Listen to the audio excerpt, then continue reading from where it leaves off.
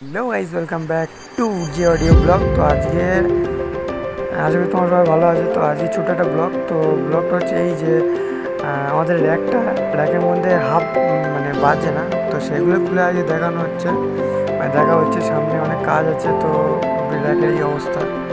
তো ঠিক করা যাক, র্যাকটা ঠিক করা যাবে কিনা জানি না, তো চেষ্টা করছি ঠিক করা। তো চলো দেখা যাক কি হয়।